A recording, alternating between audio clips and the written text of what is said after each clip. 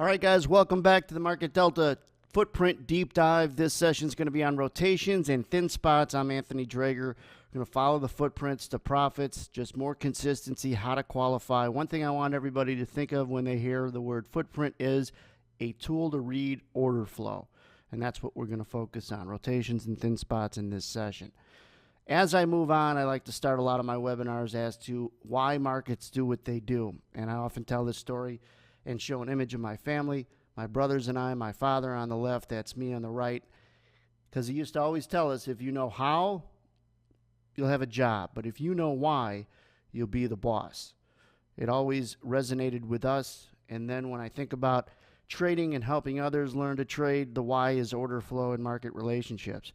Those are the two key concepts. We're going to focus in this deep dive program on the order flow aspect, using the footprint as a way to make sure it's the best tool to do that, to read order flow. All right, so let's move right into bird in the sky.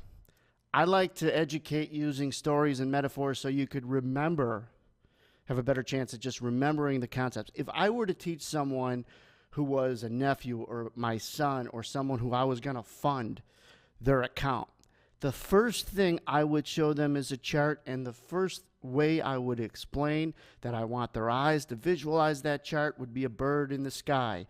If it left a trail and you were following it, what would it look like? Where are the rotations? The bird right now is where the price is right now. The trail it would have left is where it came from. Very important metaphor, bird in the sky. If you were watching it, following it, and it left a trail, what would it look like? That's how I want your eyes to fixate on a market. Now, when we go into simple candlestick bars, like the ones I'm showing you right now, my eyes would fixate on these candlesticks if it was the first time I was looking at it as, hey, the market's down here, it rallies to up there, maybe it comes down, retraces to down in here, rallies, comes down, and now it's up here. That's the visual I would automatically fixate my eyes, and how I would follow the market. I want you guys to remember something. If you can't follow a market, how are you going to trade a market? So it's really important to follow it accurately first. So if we take one of these candlesticks, and all the footprint is giving you a lot more information than what's high, low, open, close, because that's essentially what a bar or candlestick gives you. I'm going to separate the candlestick into sell market orders and buy market orders with the X in the middle. So if you just separate the footprint out, the X is always in the middle, right? This middle column. Along the right side are contracts that would have traded at a price when it's offered. In other words, it's representing aggressive buyers or buy market orders. In a later video, I'm going to show how you actually represent and become part of the footprint when you aggressively buy or sell it. And we'll do a live trade showing you how the footprint changes based on an order you put in. The dome changes when you put a passive resting order in, and the footprint trade changes when you actually aggressively do something. So when you think of the footprint, number one, think of it as a tool to read order flow. Number two, think of it as a way to track time and sales and aggressive buyers and sellers. So the right column here on your screen is buy market orders. To the left of the X are sell market orders. How many people aggressively came in with a sell market order and hit the bid when it was bid? All right, not really a complex concept, but one that has to be understood, so you're not looking at footprint charts and just seeing a bunch of numbers on the screen. That would be my first impression when I seen it, and I remember seeing it back in 2005 when it was newer to the industry in the prop firm I worked at. A guy by the name of Mike had a few guys surrounding his workstation, and he was showing us the footprint. He had subscribed to Market Delta. I didn't know what it was. It looked like a bunch of numbers on the screen. So you want to get into the footprint, understanding where they come from, and why is that value. Because I got news for you. Not all of these numbers are of value. So let's separate them out as we go through this rotation and thin spot video.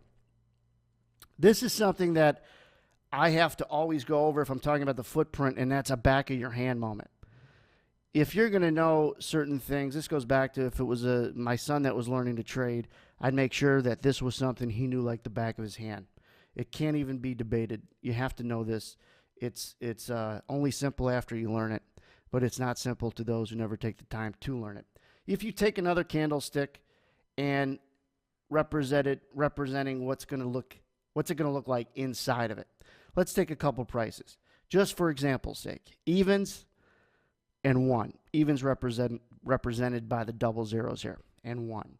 You notice how they're kind of on an angle, right? Because as I show a platform, the bid is often angled lower than the offer. The best bid, the best offer. So for example's sake, let's just say evens are the best bid and 1 is the best offer. Now, where the best bid meets the best offer is where the market's trading at this particular moment. If contracts are trading at the price of 1 when it's offered, it's going to show up on the right side of the footprint. If they trade on the even side, when evens are bid, it's going to show up on the left side. If the 1 is offered and the evens are bid, and I'm sitting here thinking, I got to buy this damn thing, I'm going to go and lift the offer where people are willing to sell it. Therefore, I'm an aggressive buyer. If indeed there was enough aggressive buyers to buy all the inventory up at 1, and they still wanted to buy, they turned the market from 1 offer to 1 bid. What would be the offer now? 2. 1 bid, 2 offer. For over 200 years, when we quote a market, bid is said first, then the offer. Don't ask me why, that's just the way it is. Bid, offer, bid, offer, bid, offer. What's the bid? What's the offer? Bid first, offer second. In this particular example, it would be 1 bid now, 2 offer. If I aggressively bought up all the 2s and still needed to buy some, I'd turn the market 2 bid, 3 offer, 3 bid, 4 offer, 4 bid, and so on. So you notice the diagonal relationship that you're going to see with imbalances and thin spots in a second. But then also the horizontal relationship of 1s across. Why? Well, because in any market, sometimes 1s are on the offer and sometimes they're on the bid. The footprint allows us a representation of how many contracts trade when indeed it's on the offer or on the bid. All right? So that's a horizontal relationship. There's both. And through this program of the deep dive, we're going to show you the value and how to tie both in together. Something I wanted to mention at the beginning of this that I'm going to mention now is that it's important to understand in rotations and thin spots, or in any kind of, this is my first in this series, but everything should be a building block. All right? There's always better ways to see the same thing. The concepts don't change, but to create better ways to visualize the same thing so you miss less are there. So everything I talk about builds into something that's going to help people read order flow. All right, so now let's take this footprint and throw it in the middle. Just for the example that I'm trying to give people, forget about all the numbers up here and all the numbers down in here. When evens were bid, 1,475 contracts traded on it, and when 1s were offered, 39.98. When the 1s went bid, 26.64 aggressively sold it. 36.11 contracts aggressively bought the 2s when they were offered, and so on. Now, something interesting happens when the market goes 3 bid at 4. 3 bid, 4 offer. 3 bid, 4 offer. This diagonal relationship is when the best bid of 3 meets the best offer of 4. You could see, why is 26.83 green? Because there were a lot more people at this moment in time that aggressively bought the market, happens to be at 4, then aggressively sold the market, which was 3 bid. Makes sense? Only 56 traded on the bid, but 2,683 traded on the offer. Something unique happened in this particular moment in time that we want to make sure that's tracked so we have an easy reference when we go back for near-term and real-time support resistance. 3 bid at 4, something happened that created what's called an imbalance, and I often talk about it as a thin spot because the volume is thinner, as you could see in that area, than it is above and below it. Let's throw a platform or a dome. In this day and age, most platforms, this happens to be the Market Delta Cloud, but most platforms and domes or price ladders, as they're called, are the same. There's similar functionality across all of them, meaning the price is generally in the middle. The offers are on the right in red from top to bottom, or from bottom to top, and then from top to bottom in blue are the best bids. The contracts are represented in blue here. That's not people. That's the number of contracts that are willing to buy from the price that it's next to. These are contracts willing to sell at the price they're next to, all the way up and down the price ladder. If you exhaust all 520 of these 57 evens, it'll probably go up. That's the market going from 57 even offer to 57 even bid.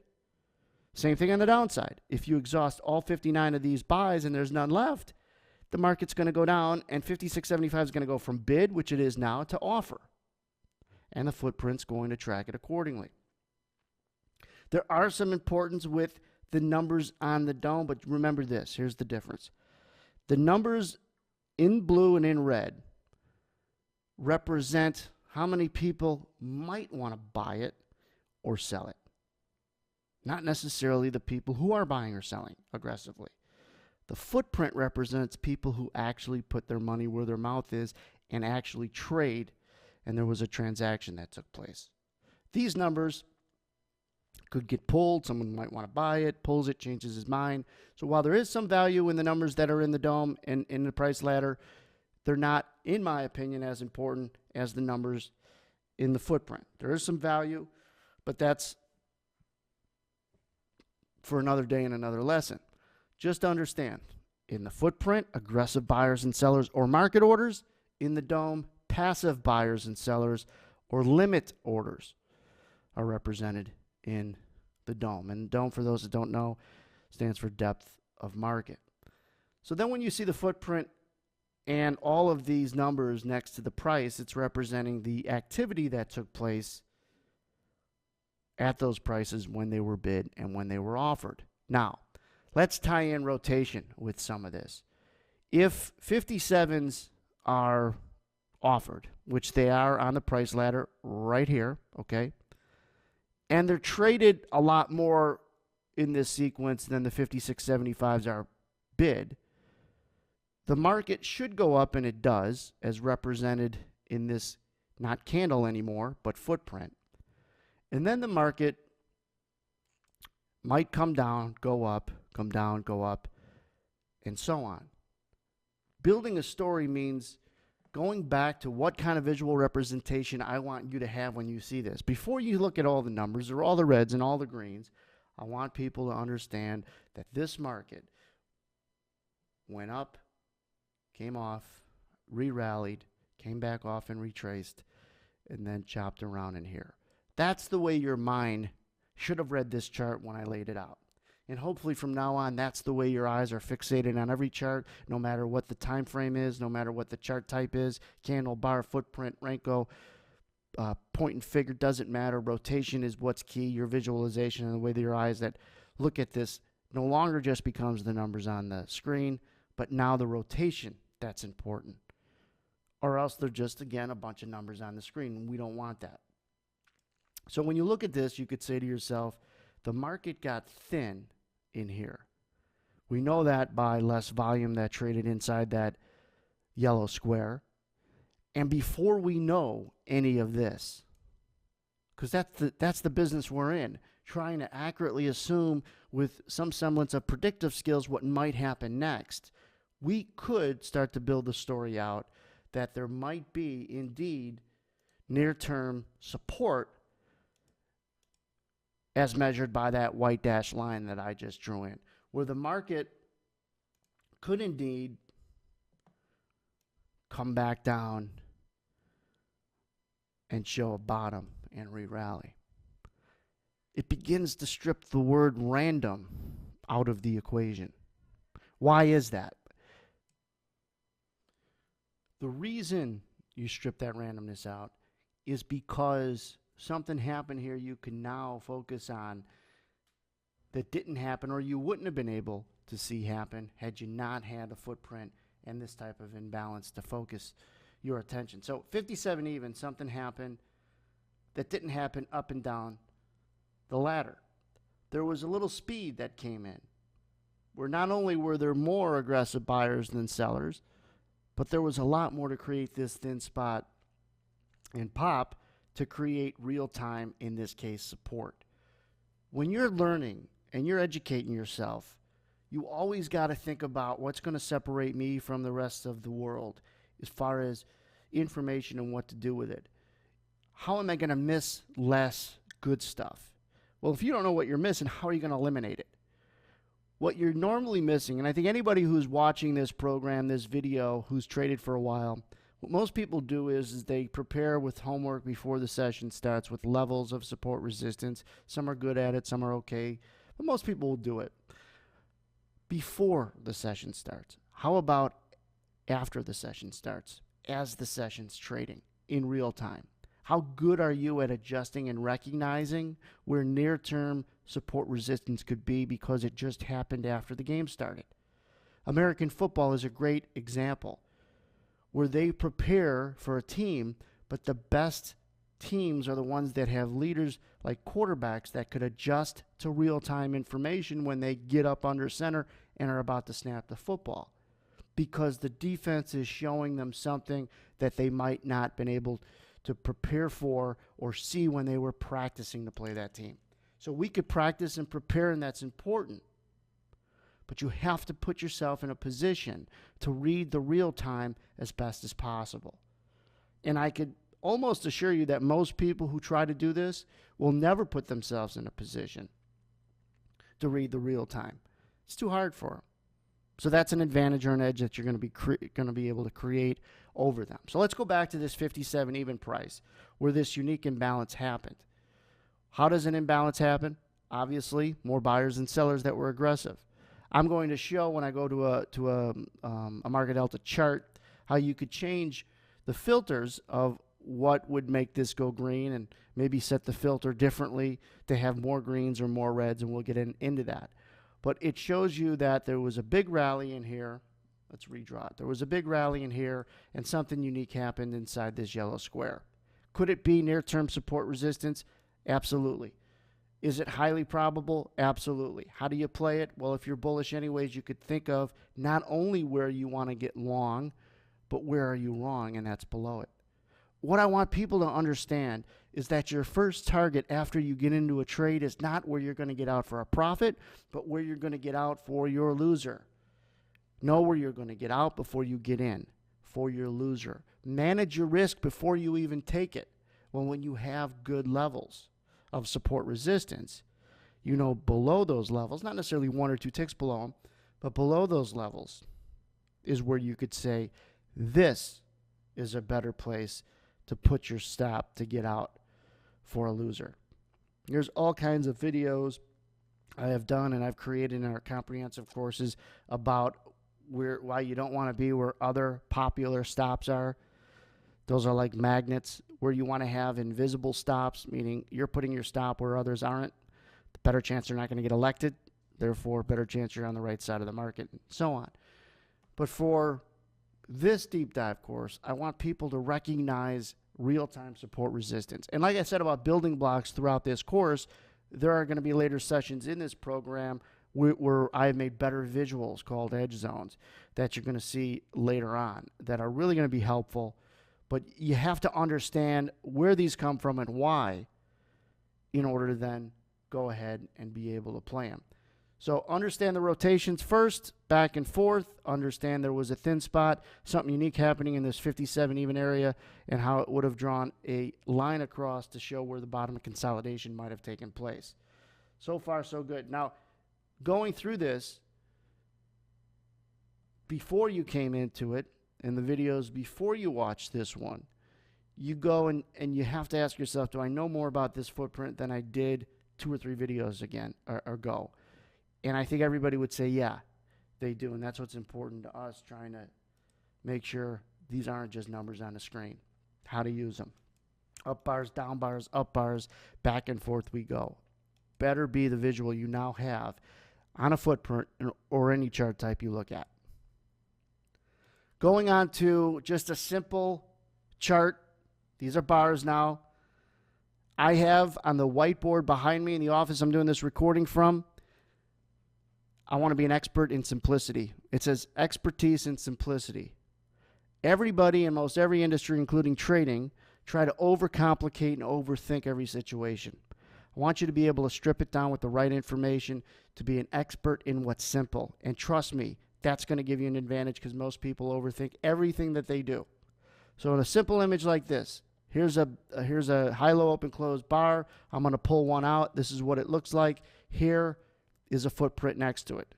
A lot more information than high-low open-close, which is the only thing that you see pretty much in a bar. There could have been a lot of things that happened inside this bar that you don't see that the footprint starts to strip out.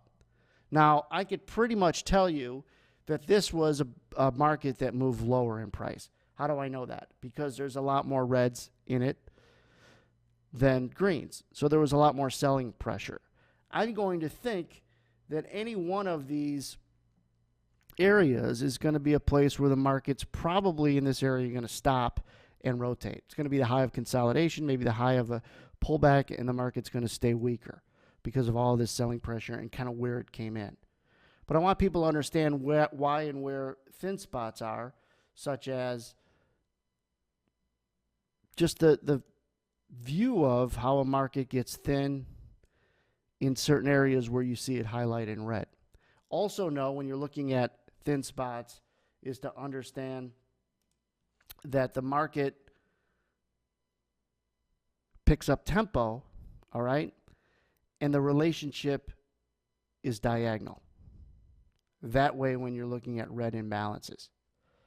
This way when you're looking at red imbalances. The difference between whatever price this was versus whatever price that was, like on the previous slides.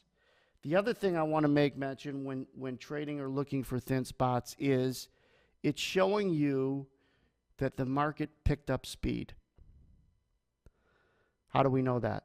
You're going to see it when you see live red imbalances come, but when you're looking back and trying to figure out how the market reacted in a certain area, you know it went fast through this area because it highlighted in red, which means people came in and left little volume in its trail, which means people came in quickly to sell it. And the market might have went down fast inside those areas or around those areas. Why is that important? Well, just think, if you're sitting in a room and someone runs really fast in front of you, it's probably hard to determine what they were wearing, what they look like, versus if they walked slowly in front of you and left the room. You will be able to describe them much better. So you would have missed something if they ran through the room real fast, correct? Well, what do people miss when the market moves down fast? What do they miss doing, buying or selling? They don't miss buying it because it's moving lower. They're able to buy it at better prices. So they're certainly not missing buying a market that's going down. They're missing the sell. They're missing the sell. Why is that important? Because anytime you miss something, if you get another chance to get what you missed, you're anxious to try to do it. So if it's true, people missed, for instance, in this area, trying to sell it. The market ran down, and now it's starting to walk back up. I can guarantee you, if indeed people in this yellow box miss selling it, they're all sitting up in here helpless, begging, praying to sell it where they wish they would have got it before it broke. That's the definition of resistance. And if you could see this in real time, think of the edge and advantage you have over those who don't. Think of the edge and advantage of that, how much more you know than you did before you were exposed to the footprint and this deep dive of it. You get a lot of people that are trying to sell it with resting offers up here is what makes the market unable to go through it, and often will then pull back and return lower. One phrase I didn't put in here that I always try to say because it's resonated with everyone that's heard it: after you buy it, you're a seller. After you buy it, you're a seller. What does that mean? After you buy it to get long, you now have to sell it to cover that position. I don't care if you're going to sell it in 5 minutes, 5 seconds, 50 years. You're going to have to, at some point, get out of that position. And if you were caught long when the market quickly went against you and went lower, you're going to be one of these in the yellow box desperately trying to sell it if you get another chance. And you're going to be the reason why the market has resistance or comes into resistance. All starting from the recognition of trying to find out where the market moves fast and in which direction it moved fast. The red imbalances help do that. I'm going to show you some cleaner examples on a chart to kind of cement the point home. But just remember, real-time support resistance is like going up to the line of scrimmage, if you know anything about American football, and being able to read the defense and make an audible or change what you're looking to do or stick to what you're looking to do, which means confirm it. But if you walked up to the line of scrimmage and you don't know what to look for, what kind of chance do you have of being and staying successful? These quarterbacks in football, and I'm not degrading them at all, but they're not rocket scientists. They're just good at knowing what they're supposed to see, and they're good at reacting. They have a progression. Here's what I see. I know the play I'm calling. Should I stay with it or no? You know the play that you're trying to call, the setup you're trying to look for. Is it confirmed? Is it not? Should I qualify it? What am I able to see now as opposed to everybody else, mostly who I'm trading against, who's just looking at the past in order to predict the future, and yet the present is where the value is. Most people just use the past to predict the future, and they ignore the present. Let me clean up some of these illustrations here and go to a live chart. It's not live, but a chart. Blow it up. I left it pretty blank. These are delta profiles on the right, which we are including in some of the videos in this deep dive. So let's not pay attention to those at this moment. Let's just look at the footprint, right? Let's just look at some examples of imbalances. Again, the relationship is always going to be between the best bid and the best offer.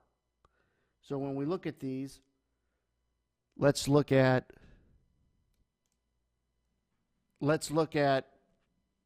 some of these red imbalances, the relationship between this guy and that guy. It went red because a lot more traded on the bid, aggressive sellers, than traded on the offer, aggressive buyers. Went red. Same relationship between these two guys and these two guys.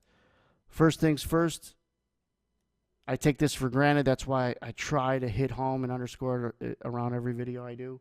First things first is how your eye should have got fixated on this chart. Rotation. So it's not just a bunch of numbers organized in a rectangle. Really important. All right. So let's go in and just to understand what a thin spot would be, it's physically thin, right? See how it gets a little fatter in here, thins out, comes back in. Same thing. Gets thinner, comes back out. It's a thin spot.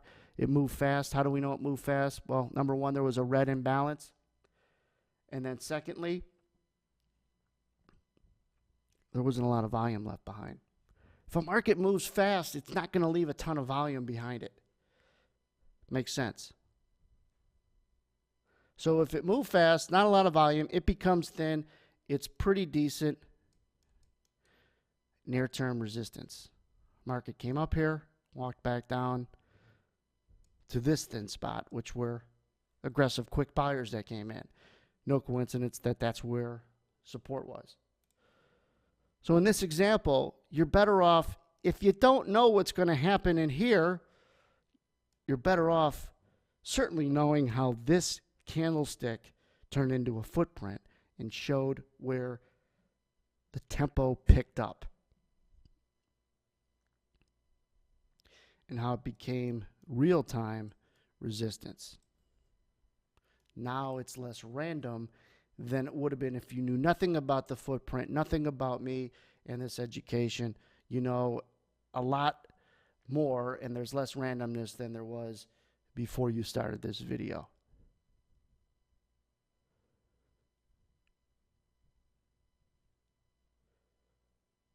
After you buy it, you're a seller. And if you wanted to sell it here, and you might not wanted to sell it there when the market was here, but when you seen the damn thing come all the way down in here, I guarantee you wish you would have sold it up there. You probably wish you would have sold it up here, but you at least wish you would have sold it when it really started to break out. So now you're getting another chance to sell it, and you're desperately trying just to get out of that long position and trying to sell it. That's the definition of resistance.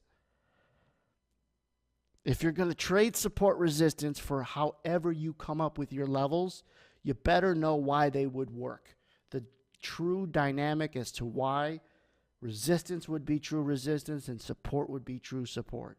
If you don't understand that dynamic, you're going to have a hell of a time trading it, qualifying it, being consistent at it. What I want people to do in kind of a theme through these videos that I do with now educational courses I do is keep it simple, be an expert in simplicity, but just do what you say. You would think that that's easy, and it's not. When I'm trading poorly, it's because I'm not doing what I said I wanted to do.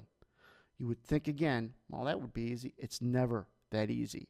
You got to review and reflect on, am I doing what I said I was going to do? That whole stick to your plan type of thing. But you have to have a plan that has the concepts and the dynamics that truly make price move. The footprint begins to tell that story. With number one, rotations, do not take for granted how rotations are really important to follow in reading a chart, and then where the hell the tempo picks up, both to the downside and to the upside. I'll get into adjusting these imbalances in later videos. We'll get into filtering some of these footprints as to just big buying and selling that comes in. So stay tuned for that, because you don't want too many or too few to come in. Like any filter, a rule of thumb, and I'll tell you this now, any good filter, if there's too many instances, it's not good. It's not a good filter. If there's too few, it's too good of a filter. So you want a nice sprinkling of buy and sell imbalances.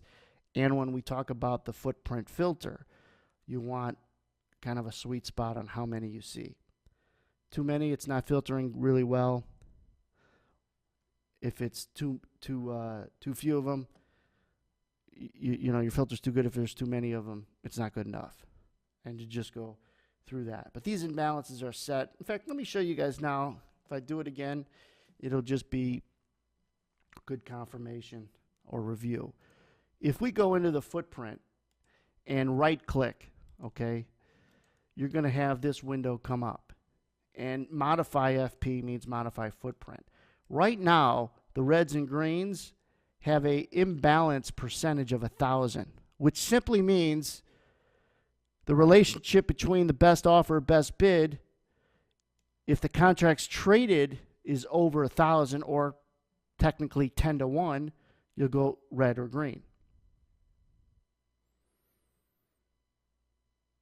Then, and this is important, a min difference of 200, meaning the total of them has to be over 200. So we don't necessarily get examples of 10 contracts by one, because a lot of times there was nothing going on. Maybe that's not as important. So you could adjust this min difference, min diff as it's called on Market Delta desktop, to whatever you get to find a healthy amount of red and green imbalances.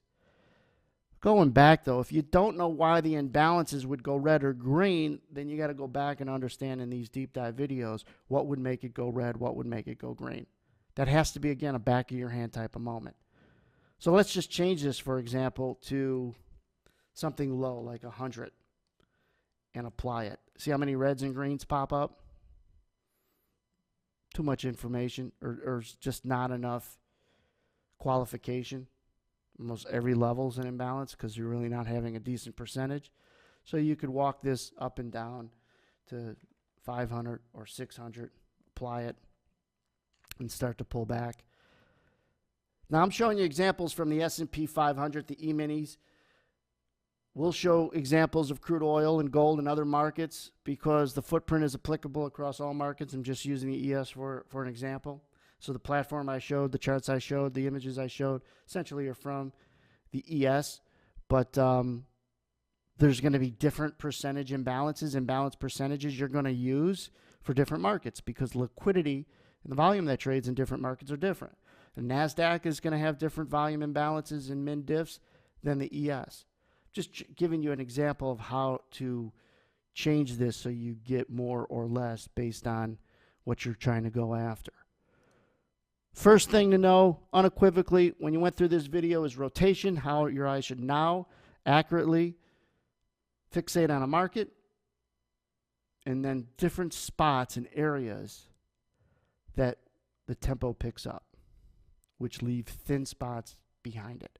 You guys that have taken this class, and I try to break off in not just giving just straight education, but break off into really complimenting people who invest in education. Nothing is free. Success doesn't come free, but it's very difficult in this environment to find good education. A lot of times you don't get what you pay for. And while that, isn't great, I really don't have sympathy for people that don't get what they pay for in other areas because I've paid a lot of money in the education, just in the profit splits I've had. First 3 years of my career, I had to give 50% of my profits up, 25% the next 4 years in my prop firm career. I'm not bitter about that, but it's important to understand that everybody has to invest in their education. And if you didn't invest in bad education, how are you going to be able to compare it to what's good? And that's the feedback and reaction I get from people that have invested in what I have for them, and that is, this is different and great, not only versus what they have, but just the understanding and the dynamic of how price moves. Going back to my first slide, why markets do what they do. Everybody else wants to teach you how. I'm here to teach you the why. Now, how will come a lot easier. We'll see you guys at the next video.